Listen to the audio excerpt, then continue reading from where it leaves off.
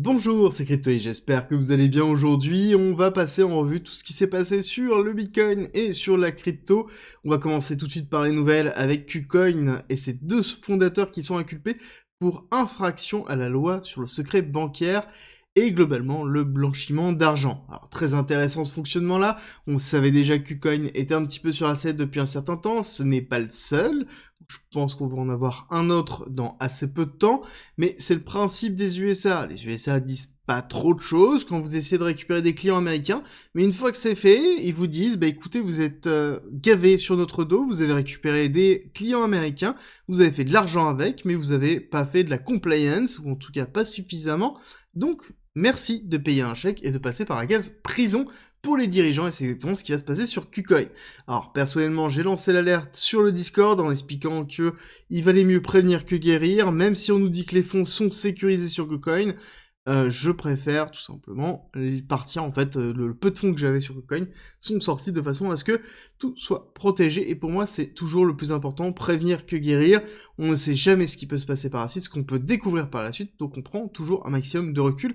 Mais est-ce que c'est quelque chose d'anormal, ce qu'on voit sur KuCoin? Non, c'est le fonctionnement américain habituel, d'accord? Venez, installez-vous, ah bah, quelques années après, on vous dit, bah, vous avez pas fait les choses correctement. Et pan! Voilà, c'est exactement ce qui s'est passé avec Binance, c'est ce qui s'est passé avec certainement d'autres exchanges. Le seul qui arrive à résister et qui est instancié directement aux USA, c'est Coinbase, et même avec ça, ils se débrouillent pour mettre énormément de pression sur la notion de securities. À côté, en parlant de securities, nous avons la CFTC qui explique que Ethereum et Litecoin sont justement des commodities dans le procès de KuCoin. Alors, il faut comprendre la rivalité entre la SEC et la CFTC, c'est que tout simplement les deux veulent que ça tombe dans leur périmètre. Si ça tombe dans leur périmètre, ça veut dire qu'ils peuvent réglementer. S'ils peuvent réglementer, c'est eux qui récupèrent une partie de l'amende qui est récupérée. C'est une des raisons pour lesquelles la SEC demande 2 milliards de dollars à Ripple pour récupérer une partie de ce pactole, et ce pactole sera directement converti en argent pour pouvoir faire fonctionner la SEC et aller attaquer d'autres crypto-monnaies, entre autres. Et avant d'aller plus loin, si t'aimes mon contenu et tu veux me soutenir, c'est très simple. Like, partage et abonne-toi si c'est pas déjà fait. Et on continue avec la nouvelle de Tether qui annonce une expansion stratégique sur une orientation vers l'IA. Alors, il faut comprendre pourquoi on se dirige vers ça, à savoir que ça peut être sorti du chapeau, sauf que quand, là je vais vous expliquer ma vision et l'analyse que j'en fais par rapport à ça, vous allez voir que c'est pas si totalement idiot que ça. Voilà, on va le préciser comme ça.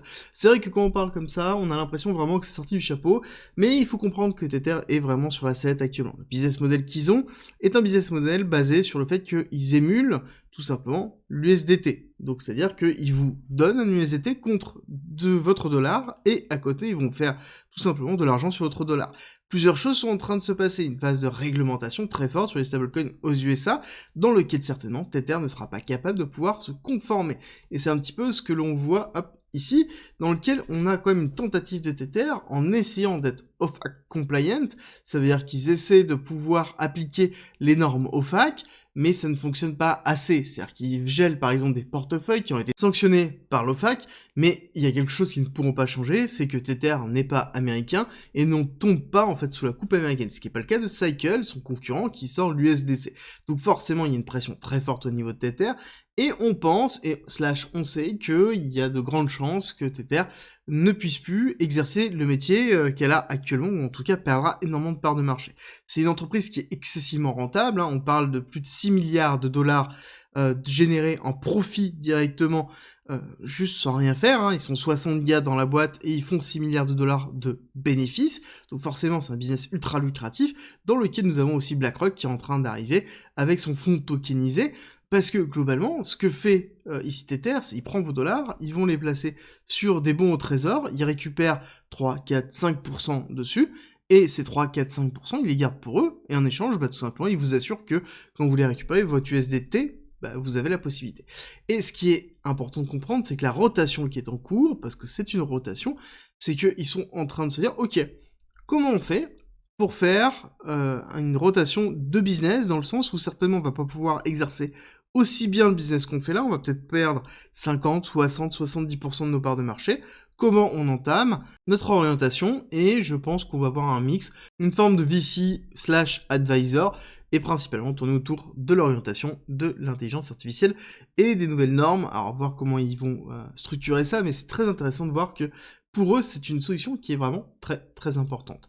À côté, nous avons Optimism. Optimism qui a décidé de mettre 3 milliards de dollars dans des grants pour construire et développer sa blockchain.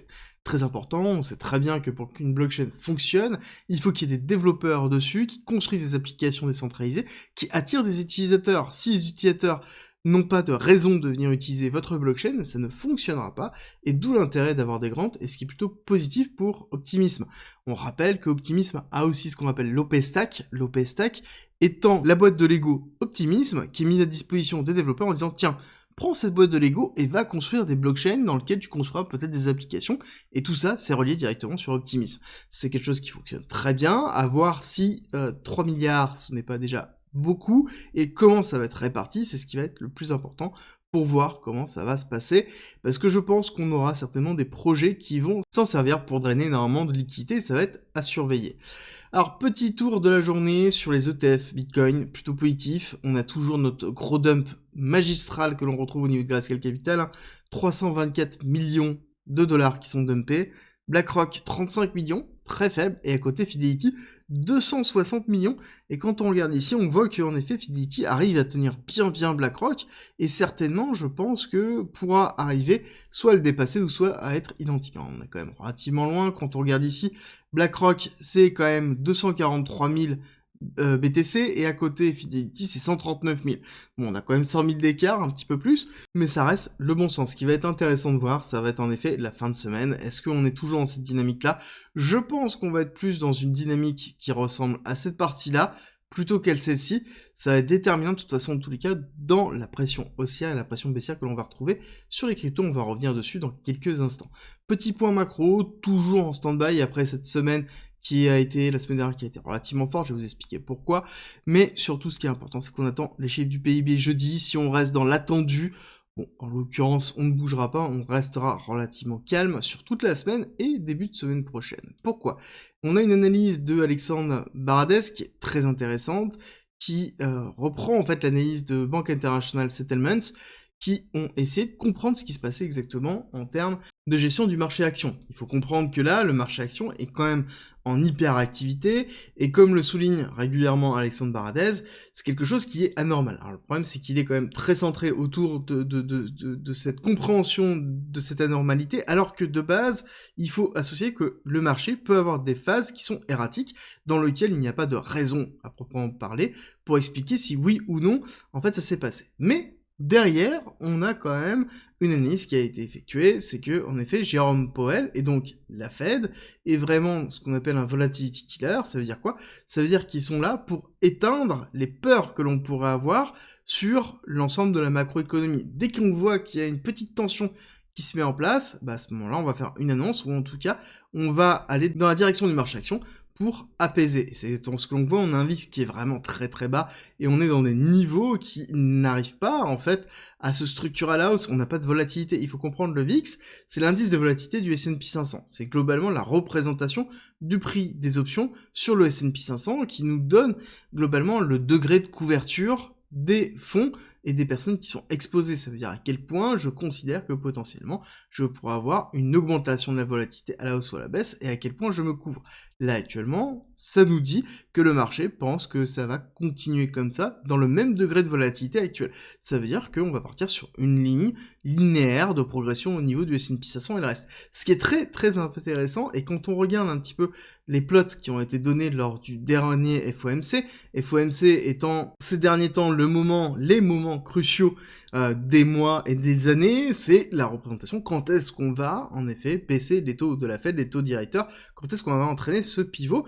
Et on a ce qu'on appelle le dot plot, qui est la représentation des avis des différents membres sur les différents temps. Et ce qui est intéressant de voir, c'est le dernier qui a été donné, où on voit que malgré le fait qu'en 2024, on va avoir potentiellement une baisse de quelques points, ça reste très faible par rapport à ce qui était prévu, mais on voit une grosse accélération en 2025, consolidation 2026, et après sur le long run, on restera dans les alentours de 2%. On descendra pas en dessous de 2%. Et donc, on a bien cette démarche-là de montrer que même si on se retrouve actuellement dans une zone de tension au niveau de l'inflation, on sait que l'inflation est principalement liée à quoi? Au pétrole, hein. On n'oublie pas que le pétrole est donc la source énergétique la plus importante dans l'économie, et que le pétrole est dans une phase haussière, donc forcément on a une pression au niveau de l'inflation qui est relativement forte, et malgré ça, la Fed a bien confirmé qu'il protégerait le marché de l'emploi, et donc sous-entendu, s'il y a besoin, on descendra les taux, même si on aura plus de mal, et on mettra plus de temps à se débarrasser de l'inflation. Et ça a tout simplement calmé entièrement la volatilité, et ça a consolidé l'accélération haussière des actions et du marché américain, ce qui est plutôt positif sur le long terme pour les actifs risqués, tels que le BTC. Et oui, je préfère vous montrer une vue 3 mois, parce qu'on se dirige doucement vers cette clôture trimestrielle. On reviendra dessus dans quelques instants. Alors oui, on a des options qui sont très très fortes dans les alentours, avec un max swing price dans les alentours de 50 000, mais ça reste quelque chose qui est vraiment très faible. C'est plutôt classique d'avoir des zones d'options qui sont très très basses ou très très hautes quand on voit en fait l'accélération et la volatilité que l'on a pu avoir au niveau du BTC. Mais je préfère vous montrer ça pour vous rappeler que, en fait, oui, on est juste en haut de cette bougie, et c'est pas en fait gênant de se dire qu'on est en train de travailler le haut de cette bougie au-dessus de 70 000, parce que nous avons excessivement bien performé ces 3 derniers mois. Et ça, c'est le cas sur l'ensemble des cryptos, pas que sur le Bitcoin, sur l'ensemble des cryptos. Même si on a une petite sous-performance d'Ethereum notamment et de l'écosystème Ethereum, ça n'empêche que on a quand même bien progressé. Court terme, où on en est? Alors, très intéressant, c'est qu'on est toujours dans ce retest. Ici, on a bien validé la prise de liquidité, on est dans une forme de retracement et ranging, donc pour moi, ici, on est dans quelque chose qui est plutôt sain, où on est dans une phase de respiration, on n'a pas eu prise de liquidité et une accélération baissière. Le pire scénario aurait été prise de liquidité et accélération baissière. Là, c'était un signal vraiment très très bearish, dans lequel on allait chercher certainement les 58 000, aller récupérer les liquidités de cette zone-là. Les liquidités de cette zone-là, là, actuellement, c'est en train de s'éloigner un petit peu, parce que justement, on a cette respiration-là, d'accord? Certains verront ici un bull flag dans lequel on va aller chercher plus haut. Pour l'instant, pour moi, c'est pas déterminé pour plusieurs raisons. C'est qu'en 4 heures, on a quand même ici quelque chose qui est bien présent. On le voit ici, cette divergence au niveau du RSI qui est plutôt bearish, hein. On voit qu'on a bien poussé et que malgré ça, on a quand même une baisse réelle du momentum qui est en train de se faire. Alors ça, c'est en 4 heures. Quand on commence à regarder un petit peu en 1 heure, on voit que la partie bearish au niveau du RSI est en train de partir, et c'est pour ça qu'il faut surveiller. Oui, on pourra avoir ici un retest baissier. Pour moi, le retest baissier que l'on pourrait retrouver, c'est ici dans cette zone-là, où on a en fait quand même pas mal de liquidités qui se trouvent ici dans les 64 500, 65 800, pardon, excusez-moi, 66 400, 65 800.